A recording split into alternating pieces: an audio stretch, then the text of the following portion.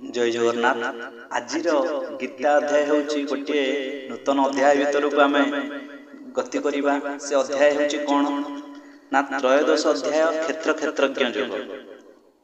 क्षेत्र क्षेत्रज्ञ योग कहले कौन ना आम जमती जमी रे चाष करुचे फल उत्पन्न होची।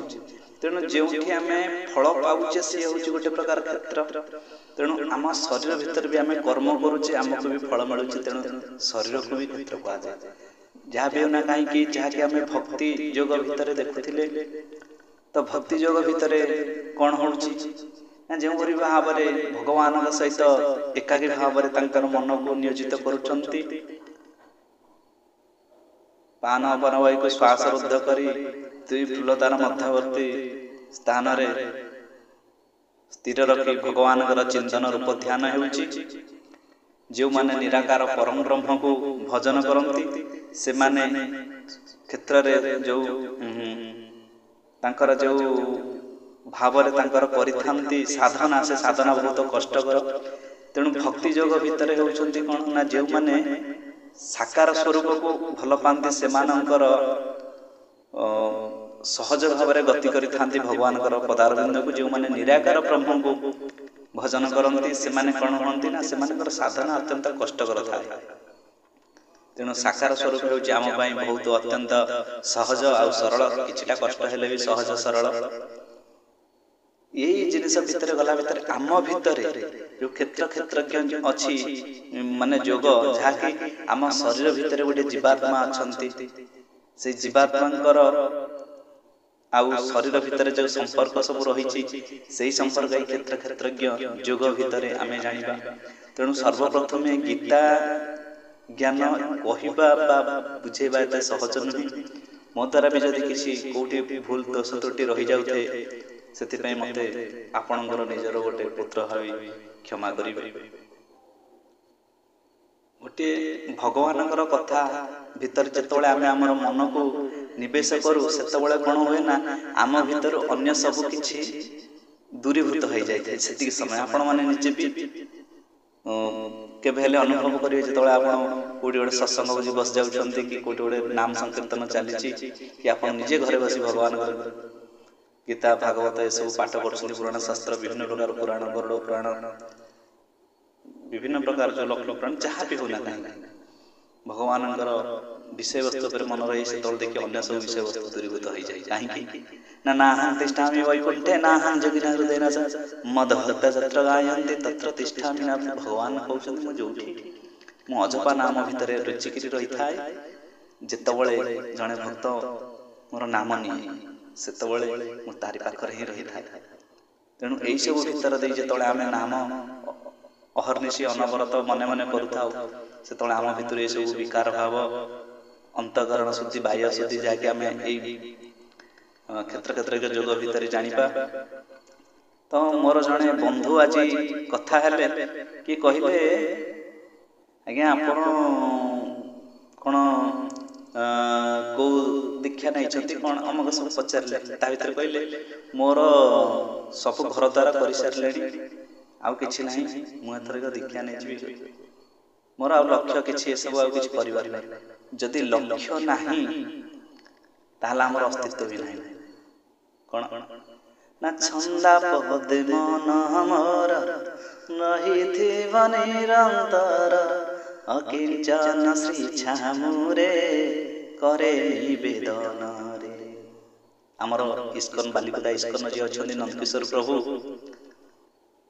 माने कहवा गले मु सर्वप्रथम शिक्षा ग्रहण करी कौन ना तांकर गोटे कथा मते आकर्षित करथिला। से कथाटी होउची जे पर्यंत भगवानंकर पदारविंदरे मन न लागी से पर्यंत मन रूप गतिर को भगवान का निकट रे मारी चल।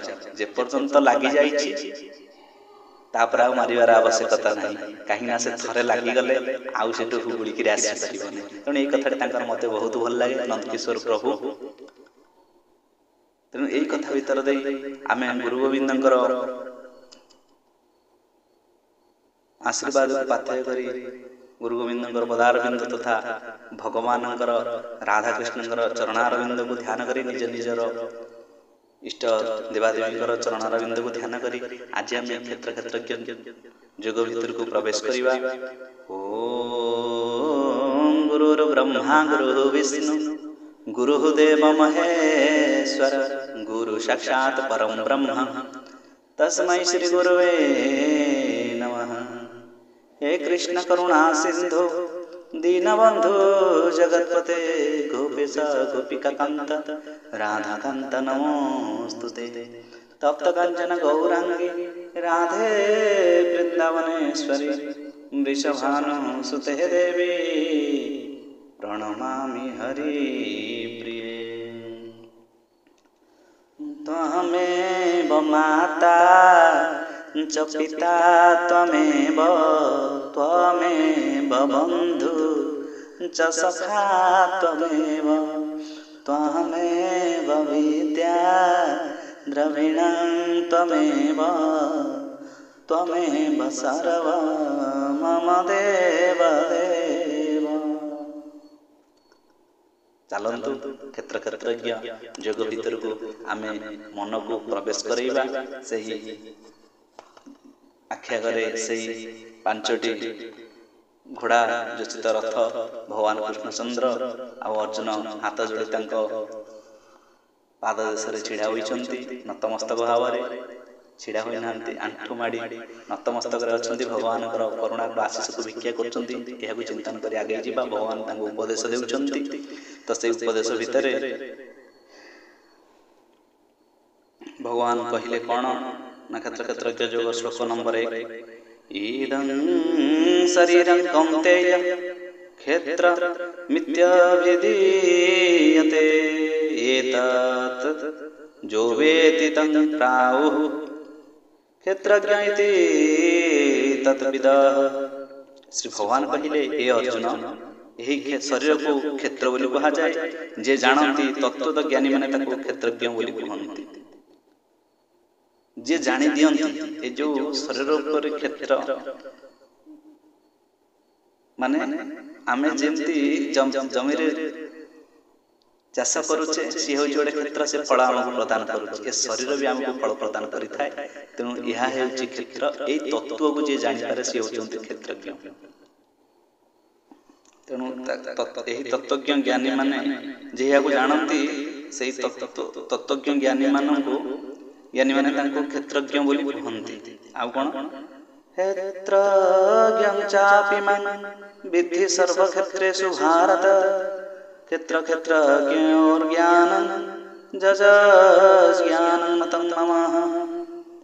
हे अर्जुन तुम्हें मते सब क्षेत्र बा शरीर क्षेत्रज्ञ अर्थात जीवात्मा ही बोली जान एवं क्षेत्र क्षेत्रज्ञ उभयंकर ज्ञान अर्थात विकार सहित प्रकृति और पुरुष को उभय तत्व तो जानिबा ही मो मतरे ज्ञान अटे। तेणु भगवान एटी कौन कहले ना से होचंती शरीर क्षेत्रज्ञ अर्थात जीवात्मा। से क्षेत्र क्षेत्रज्ञ होचंती भगवान काहेकि ना भगवान अंश होचंती जीवात्मा। से क्षेत्र भीतर ही अछंती आउ ए शरीर आउ भगवान तत्व ए दुईटा ए दुई तत्वर ज्ञान को जे जानि पारंती बा से प्रकृति आउ पुरुष उभयंकर तत्व तो जानि माही मो मतरे ज्ञान अटे बोली भगवान कृष्णचंद्र अर्जुन को कहउछंती। तत् क्षेत्रं जत जातृकुच जत विकारी जतश्च जात स च जत प्रभावश्च तत्समासेन मे शृणु। सही क्षेत्र कौन ताहा किपरि एवं क्यों क्यों विकार युक्त केउथिरु कोन उत्पन्न होइछि तथा सेही क्षेत्रज्ञ मध्य किए एवं ताहा केउ प्रभाव युक्त ता मोठारु संक्षेप रे सुनो। भगवान धीरे धीरे अर्जुन को ए जो क्षेत्र क्षेत्रज्ञ जोग विषय रे धीरे धीरे कहउछंती। आगु को भी आहुरि कहितले कोन ना ऋषिर बहुधा गीतं छन्दोर्विविधैः पृथक् ब्रह्मसूत्र पदैश्चैव हेतु मदर्भिर्निश्चितैः। एही क्षेत्र ଓ କ୍ଷେତ୍ରଜ୍ଞର ତତ୍ତ୍ୱ ଋଷିମାନଙ୍କ ଦ୍ୱାରା ବହୁ ପ୍ରକାର କୁହାଯାଇଛି ଏବଂ ବିବିଧ ବେଦମନ୍ତ୍ର ଦ୍ୱାରା ମଧ୍ୟ ବିଭାଗ ପୂର୍ବକ କୁହାଯାଇଛି ତଥା ଭଲ ଭାବରେ ନିଶ୍ଚୟ କରାଯାଇଥିବା ଯୁକ୍ତିଯୁକ୍ତ ବ୍ରହ୍ମସୂତ୍ରର ପଦମାନଙ୍କ ଦ୍ୱାରା ମଧ୍ୟ କୁହାଯାଇଛି। ଆଉ କଣ ଏଠି ଭଗବାନ କହୁଛନ୍ତି ନା ଶ୍ଲୋକ ନମ୍ବର 5 ମହାଭୂତାନ୍ୟ ଅହଙ୍କାର ବୁଦ୍ଧିର ବ୍ୟକ୍ତମେବ ଚ ଇନ୍ଦ୍ରିୟାଣି ଦଶୈକଂଚ ପଞ୍ଚଚେନ୍ଦ୍ରିಯೋର୍ଗୋଚରାଃ। ପଞ୍ଚମହାଭୂତ ଏବଂ ଅହଙ୍କାର ଓ ବୁଦ୍ଧି ଓ ମୂଳ ପ୍ରକୃତି ତଥା 10 ଇନ୍ଦ୍ରିୟ, ଏକ ମନ ଓ ପଞ୍ଚ ଇନ୍ଦ୍ରିୟର ବିଷୟ ସବୁ ଅର୍ଥାତ୍ ଶବ୍ଦ ସ୍ପର୍ଶ ରୂପ ରସ ଗନ୍ଧ ଇଚ୍ଛା ଦ୍ୱେଷ ସୁଖଂ ଦୁଃଖଂ ସଂଘାତ ଚେତନା ଧୃତି एतत् क्षेत्रं समासेन सविकारमुदाहृतम्।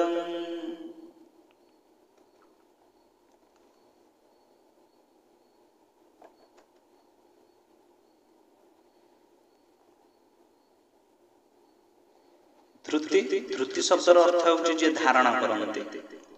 इच्छा तथा इच्छा द्वेष सुख दुख स्थूल देहर पिंड चेतना धृति यही विकार मानक सहित यही क्षेत्रर स्वरूप बोली संक्षेप रे कहा जाय।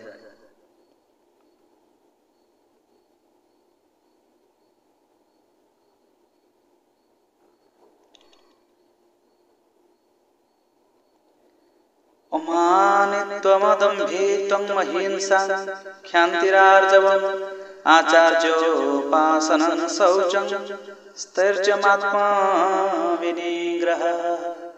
निज ठारे निराभिमानता अदाम्भिकता प्राणी मात्र के समस्त प्रति अहिंसा क्षमाशीलता मनो वचन आदि सरलता श्रद्धा भक्तिर सहित गुरुंकर सेवा अंतः बाह्य शुद्धि अंतकरण स्थिरता एवं मन इंद्रिय सहित शरीर निग्रह इंद्रियार्थे सुवराज्ञ मनोहंकार एव च जन्म मृत्यु जरा व्याधि दुख दोषानुदर्शन। इहलोक तथा परलोकर सकल प्रकार भोगरे आसक्ति शून्यता अहंकार शून्यता जन्म मृत्यु जरा व्याधि आदि दुख दोष दर्शन न नहीं बारंबार विवेचना पुत्र स्त्री गृह एवं धन आदि आसक्ति शून्यता ममता शून्यता तथा प्रिय प्राप्ति हो कि अप्रिय प्राप्त हो सर्वदा समचित्तता जहाँ कहते आसक्तिर नहि संग पुत्रदार गृहादिषु नित्यं च समचित्तत्व मिष्टानेष्टोपपत्तिषु मयि चान्य जोगेन भक्तिर्व्यभिचारिणी विविक्त देश सेवित्वम रतिर्जन संसदी। मोठारे अर्थात परमेश्वर ठारे अनन्य जग द्वारा अव्यभिचारिणी भक्ति तथा एकांत और शुद्ध स्थान रे रहिबार स्वभाव विषयासक्त लोकमानक प्रति विराग अध्यात्म ज्ञान नित्यत्वं अध्यात्म ज्ञान नित्यत्वं तत्व ज्ञानार्थ दर्शनम् एतत् ज्ञानमिति प्रोक्तम् ज्ञानं जदतोऽन्यथा। आध्यात्म ज्ञान रे नित्य स्थिति रहिबा एवं तत्व ज्ञान अर्थ स्वरूप परमात्मा को दर्शन करिबा ए सब ज्ञान बोली कुहा जायछि जहा यार विपरीत ताहा अज्ञान बोली कुहा जायछि।